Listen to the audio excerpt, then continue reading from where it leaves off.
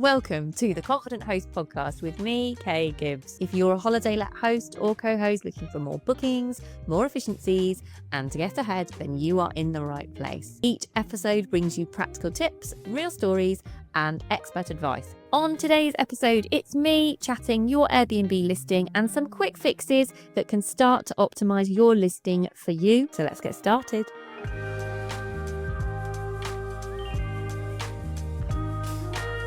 Hello, I'm Kay. Welcome to the Confident Host. Today is just me and I'm drinking my usual chamomile tea, spilling the tea on exactly what you need to do to make your Airbnb listing very effective. So we're going to do 5 tips, and here's the first one. We're diving straight in, folks. The first one is your main photo. When people are scrolling around on Airbnb, the very first thing they'll see is your price and your main photo. So that photo has to stand out. And by stand out, I mean 2 things. It needs to show you in your best light what is the best selling point about your place, targeting your ideal guest. And it also needs to stand out literally, as in not look the same as everybody else's in the area. So consider going on incognito. Go on a search that hasn't got your cookies stored on it with a clear, I think it's called cache. I just go on incognito mode on my phone and go on Airbnb that way and see when you search your area what else is coming up and what their first pictures are. If they're all showing, blue sea views, consider yours looking green or with something yellow in it so that it just looks a little bit different and stands out. That's a kind of side note. The most important thing is that your first picture needs to sell your space. A picture speaks 1,000 words. That has never been truer. Go and look at that picture and make sure it's an absolute standout beauty celebrating your place. And finally, keep it seasonal. So don't be showing a barbecue in that picture in October or a wood burner in July. Make sure that kind of changes with the times if needed. If it's not for you, the best thing to have it all year round. If it's a hot tub or a swimming pool, it's probably just going to be that all year round. If yours is a celebration place, then maybe it's going to be the kitchen or the dining space where people are going to gather.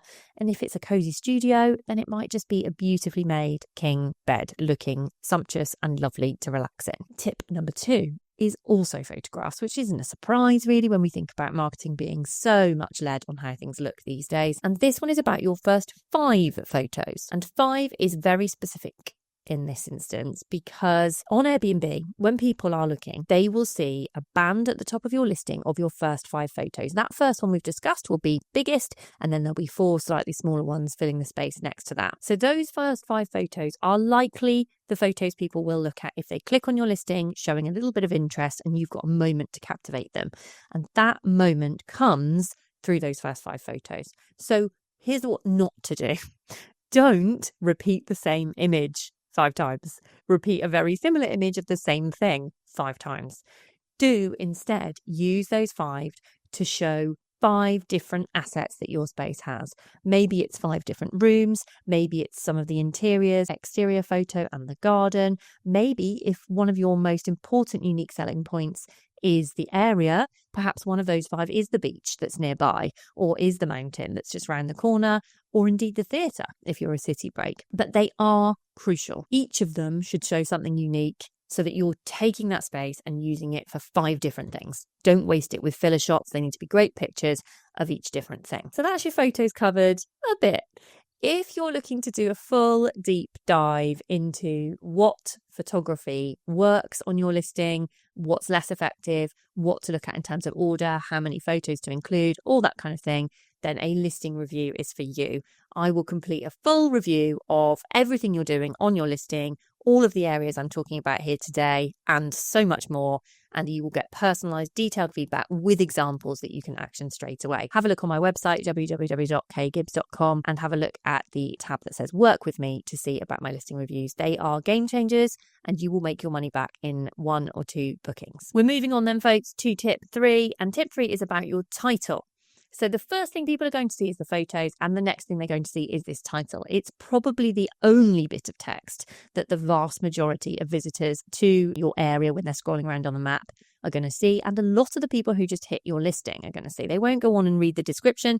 This is the bit that needs to capture them straight away. So your title is only 50 characters, so you need to make every one of those characters work for you, and it is golden selling space. Don't waste it on things that are obvious. So on Airbnb, when you look at your listing, you will see the number of bedrooms and the location listed literally underneath your title. So don't waste your own precious bit of space repeating things that are already apparent. Airbnb does that for you. Instead, use it for your unique selling points again. Repeat what you've shown in the photos. Reinforce the idea that it's perfect for your ideal guest by showing them what you've got in this title as well as in the pictures. So maybe again, that's the wood burner. Maybe it's the sea view. Maybe it's the hot tub.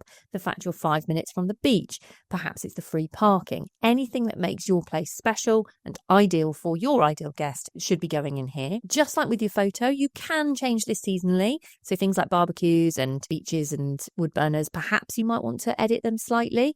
Depending on maybe school holidays, you might want to mention family friendly in there at some times of year. And you can also use your reviews to help with this. So if you're a bit stuck as to what to say, look at what your reviews say and reflect that in your title. Another option to think about with your title, if you are taking direct bookings, and if you're not, you should be, and that's a whole other conversation we need to have. Go to my website again and let's have a strategy call so we can get you sorted. If you're taking direct bookings, you can use your title to send people sneakily off to your direct booking site or Facebook page or wherever it is that you take direct bookings. So mine, for example, has the brand name and then a colon and then a couple of the USPs that I can fit into that 50 characters.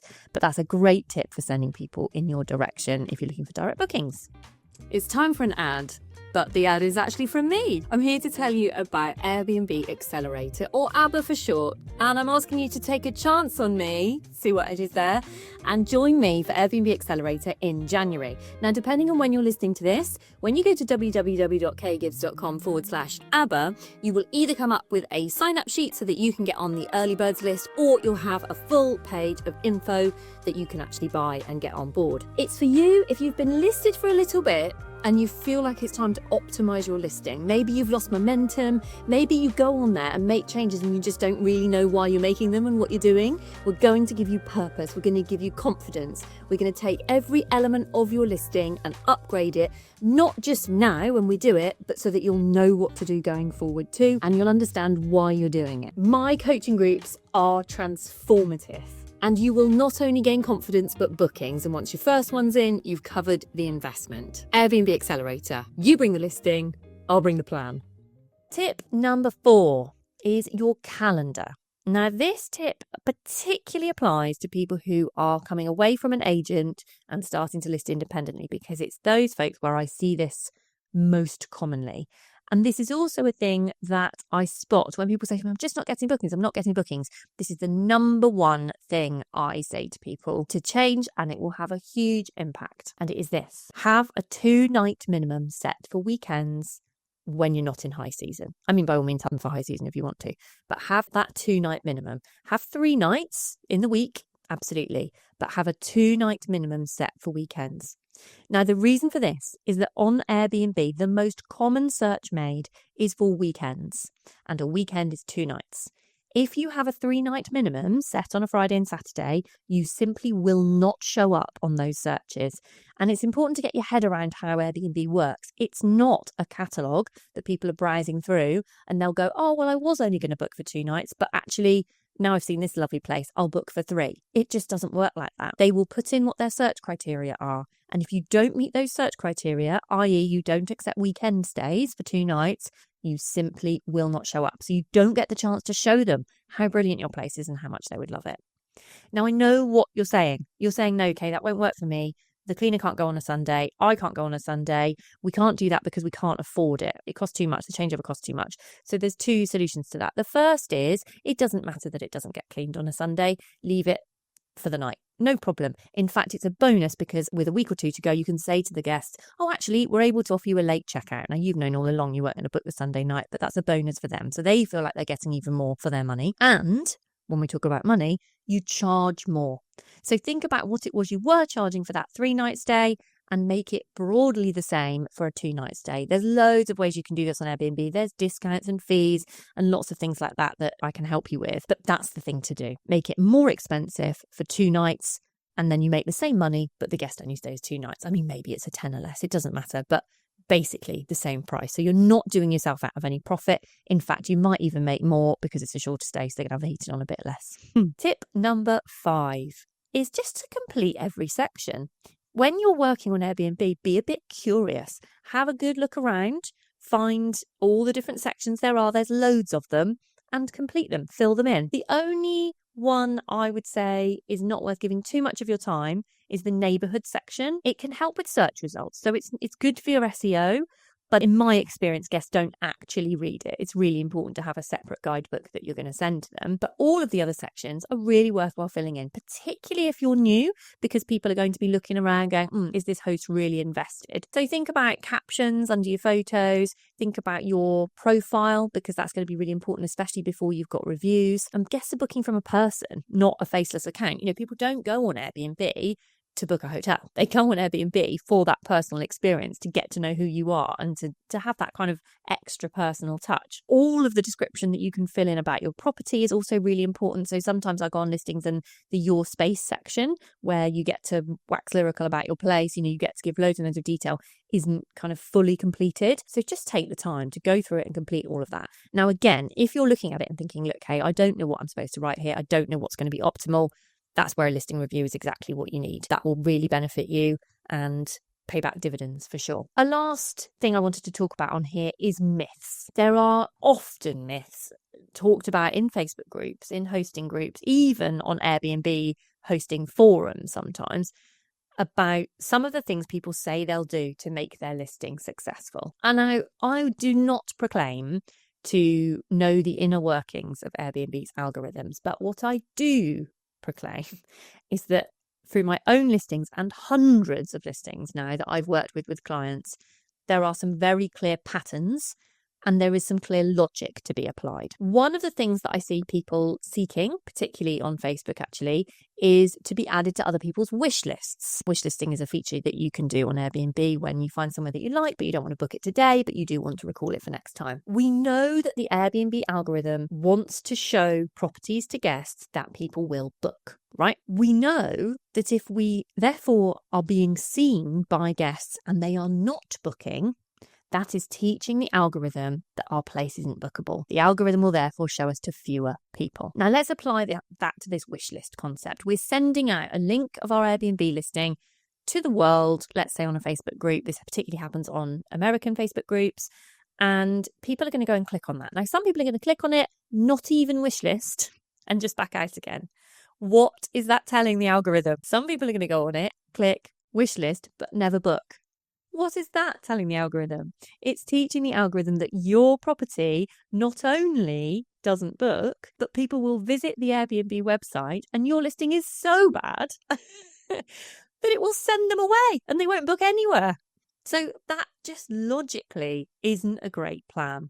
Just think that through. It's just not a great idea. The other most common story I hear about Airbnb is that making constant changes is a really good idea. Again, I can't promise you that's not true, but it's not what the evidence points towards for me, and it doesn't make logical sense. What the evidence does say is that making positive changes that actually impact on your listing are what makes a difference. So if you go on today, having heard this, and you go and change your title to something more effective than it was before, and you get a booking tomorrow, that's because you've written your title to be more effective. It's not because you've gone on and made a random change. So obviously there's a correlation here between people who make regular changes and people who achieve more bookings, because those people making regular changes are going to be the people who are more on top of their calendar. They'll tend to have more availability because they're on their opening up. They will tend to be just people who've invested more. It's not the going on and doing it that achieves anything. It's the fact that you have done it and made the listing better that achieves it. And it is a positive cycle. So if you make those changes, you achieve a booking, then that booking will signal to the algorithm that they want to show you to more people, and you will then come higher up the rankings, and then you'll get more bookings and yada yada. You get the idea. It is a positive cycle, and I often talk about momentum here. Once you've built momentum, then you are golden. There's been lots to act on there. I hope that's been really useful. I would love to work with you on a full listing review if you think I've got something to offer, and I'm certain that I have. Thank you for listening. Talk to you soon. Thanks for listening to the Confident Host podcast with me, Kay Gibbs. You can find more episodes wherever you normally get your podcasts and on YouTube. Make sure you subscribe, follow, and share away with fellow hosts. You can also follow me on Facebook, where I can usually be found, and also on Instagram for lots more tips and discussion. And if you would like to take your hosting journey further, join me in Confident Host Circle, my membership that brings you consistency, confidence, and community while you grow your business. In the next episode, I'll be talking to John from Inca Financial. He's a mortgage advisor who specialises in holiday let mortgages, and he's got lots of advice to share with us on how to get things optimal for our business. See you next time.